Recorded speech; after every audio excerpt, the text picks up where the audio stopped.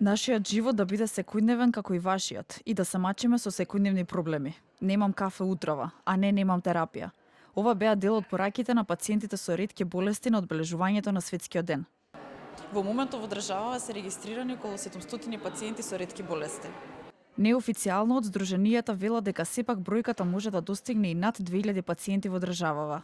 Имаме над 50 приказни од над 50 семејства кои опишуваат како не можеле да стигнат до одредена здравствена и социјална услуга, како се третирани во институциите кога ги бараат своите права. И јас знам дека кога овие ќе ги собереме во една убава книжечка и ќе им ги понудиме на институциите, мислам дека малку ќе разберат што значи да имаш ретка болест, затоа што не се обични приказни, тоа се ретки приказни. Животот на лицата со ретки болести, но и на нивните семејства не е воопшто лесен и едноставен.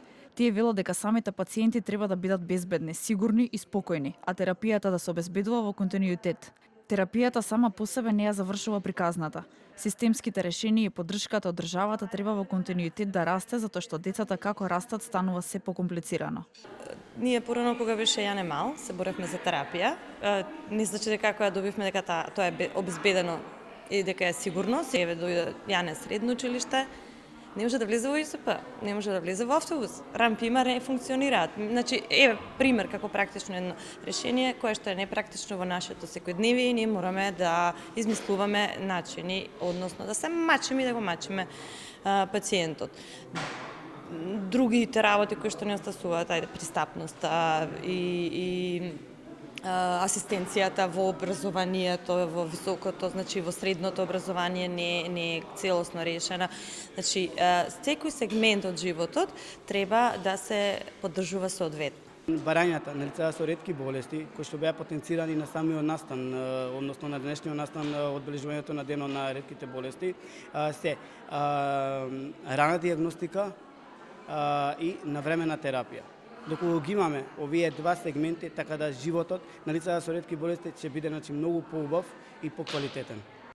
Денеска премиерот Ковачевски пак изјави дека трикафтата за пациентите со цистична фиброза за најдните случаи во државава ќе пристигне кон крајот на март. Веднаш беа обезбедени нормално преку координација на Министерството за финансии, Фондот за здравство и соодветните клиники 2,2 милиони евра за итна набавка на лекот за најкритичните пациенти. Лекот се произведува согласно секоја нарачка, значи согласно со барањето за типот на пациентите кои што го користат, и дека 30 дена е рокот на подготовка, на испорака, лекот да пристигне во државата. Од печат излегува и петата поред поштенска марка, посветена на пациентите болни од ретката болест ихтиоза. Се во знак на бројот 5. 5 обоени дланки, 5 сезони од кампањата ги запознаваме ретките болести. На денешниот настан поддршка даде и сопругата на претседателот Пендаровски, кој кажа дека сме на чекор од најопасната состојба за едно општество, а тоа е равнодушноста. Собрати министерката за труд и социјална политика, како и останати представници од здруженијата за ретки болести. Во светот има над 6000 ретки болести.